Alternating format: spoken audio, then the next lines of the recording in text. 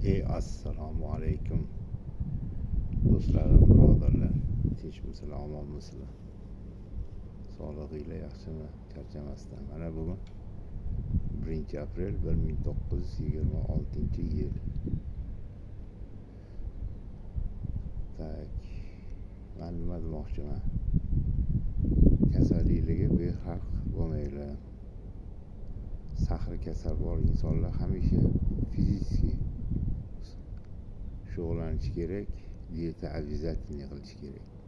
Diyeta bo'lmasa sahar kuchayib ketaverar ekan. Sog'lig'iga bee'tibor bo'lmanglar sog'liqqa. Ertalab turib sport bilan shug'ullanish shart ekan. Diyeta qilish kerak. Unaqa ko'p ovqat yeyish kerak emas. Mana kechadan o'tgan kunda men bu yerda ovqat yeb qon topshirib ko'ryapman. 17-18 bo'lib ketyapti.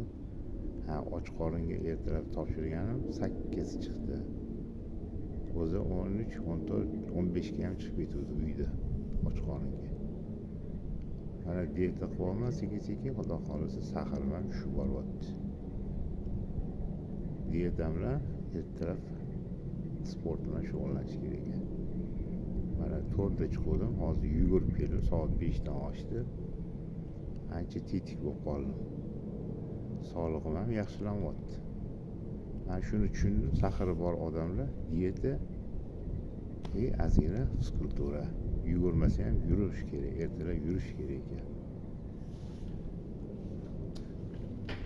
Yurmasa bo'lmasa ekan. Mana bunaqa archalarni oldida ko'proq yursanglar, archa zorlarni oldida. Mana bu yog'i ham archa, bu tomoni ham archa. Bundan chiqayotgan kislorod qanaqadir yog' deydi, efir yog'i deydimi? O'shalar inson zotiga foydasi bor. Sport bilan обязательно shug'ullanish kerak. Hammanglar sog' bo'linglar, omon bo'linglar, tan joninglar sog' bo'lsin. Bee'tibor bo'lmanglar. O'zinglar ustinglarda ishlanglar. Sport bilan ozgina shug'ullanish kerak ekan.